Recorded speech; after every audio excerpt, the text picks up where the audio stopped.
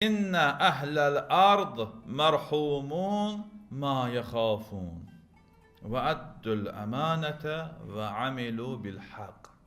Çox gözəl hədislərdir.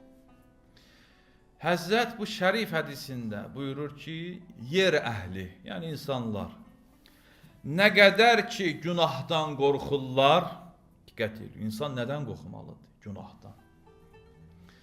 Yer əhli, insanlar nə qədər ki günah etmədən qorxurlar və əmanəti əda edirlər və haqqa əməl edirlər, haqqı tanıyıb, haqqa boyun əyib və əməl edirlər, belə olan halda Allahın rəhməti yer üzünün halına şamildir. Yəni, əksi nədir? Belə olmayan halda Allahın rəhməti, bərəkəti insanlara şamil olmaz. Həzrət buyurur, nə qədər ki günahdan qorxurlar. İnsan gərək günahdan qorxa. Çünki günah insanı Allahdan uzaq salır, fitrətindən uzaqlaşdırır, yaradılış hədəfindən uzaq salır, Allahın qəzəbinə səbəb olur, insanı hörmətdən, izzətdən salır.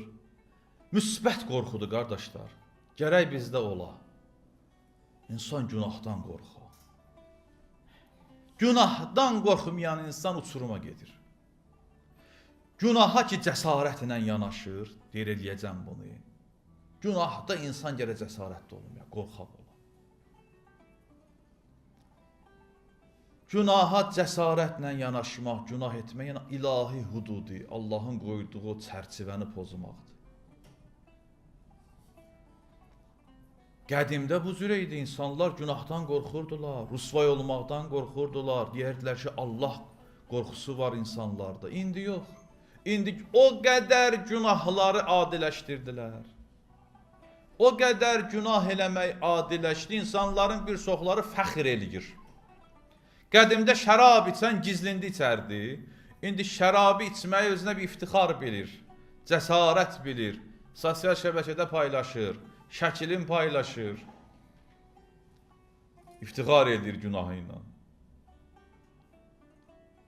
Qədimdə xanım toyları ayrıcı olardı, kişi toyları ayrıcı olardı, kimsə icazə verməzdi, xanımların yığışdığı yerə hansısa bir naməhrəm yaxınlaşsın. Bilirsiniz nə qədər dəyişilib cəmiyyət. Elə qorxunc bir vəziyyət yaranıbdır. Abır, həya aradan gedibdir. Sonra deyirlər ki, xeyr, bərəkət niyə yoxdur?